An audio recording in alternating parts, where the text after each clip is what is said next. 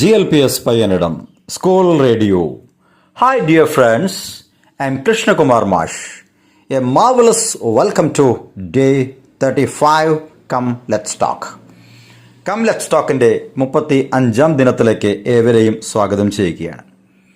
കൂട്ടുകാരെ, ക്ലാസ്സിൽ പലപ്പോഴും ടീച്ചേഴ്സിൻ്റെ ചോദ്യങ്ങൾക്ക് നിങ്ങൾ ഉത്തരം പറയാറുണ്ട് അല്ലേ?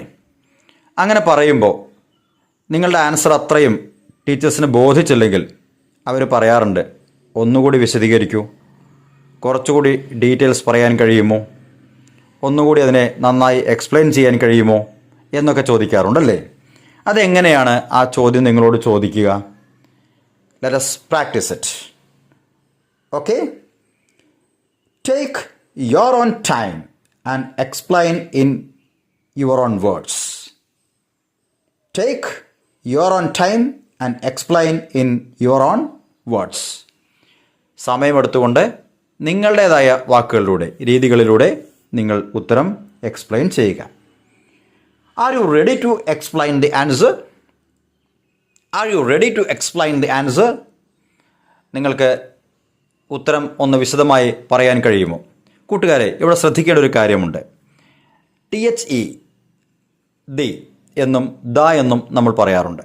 ഇവിടെ ആൻസർ എന്നതിന് മുമ്പ് ദി ആൻസർ എന്നാണ് പറഞ്ഞത്. കാരണം വൊവൽ ശബ്ദത്തിന് മുമ്പിൽ THE വരുമ്പോൾ ദി എന്നാണ് പ്രൊനൗൺസ് ചെയ്യേണ്ടത്. Okay, Are you ready to explain the answer? Okay, അപ്പോൾ അത് ശ്രദ്ധിക്കണം നന്നായിട്ട്. Okay, if you are ready, could you please explain your answer? If you are ready, could you please explain your answer? നിങ്ങൾ തയ്യാറാണെങ്കിൽ, റെഡിയാണെങ്കിൽ നിങ്ങളുടെ ഉത്തരം ഒന്നുകൂടി വിശദീകരിക്കാമോ? അല്ലേ? മറ്റൊരു രീതി എന്ന് പറയുന്നത്, Are you prepared to elaborate on your response? Are you prepared to elaborate on your response? നിങ്ങളുടെ റെസ്പോൺസ്, മറുപടി ഒന്നുകൂടി എലാബറേറ്റ് ചെയ്ത് പറയാൻ കഴിയുമോ? വിശദീകരിച്ച് പറയാൻ കഴിയുമോ? Can you provide a detailed explanation of your answer? Can you provide a detailed explanation of your answer?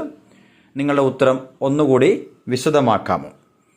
Can you explain it a little more? Can you explain it a little more? കുറച്ചുകൂടി വിശദീകരിക്കാമോ? ഈ തരത്തിലൊക്കെ നിങ്ങളോട് ടീച്ചേഴ്സിന് നിങ്ങളുടെ ഉത്തരം കൂടുതൽ വ്യക്തമാക്കാനായിട്ട് ആവശ്യപ്പെടാം. Okay dear friends, take nice practice every day and speak English so confidently and fluently. Have A nice day. Go ahead.